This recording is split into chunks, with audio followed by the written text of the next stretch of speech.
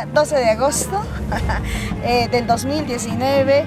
Estamos aquí en nuestro espacio que se llama Cabracancha, continuando el escarbe de Sequia y Arjaspi.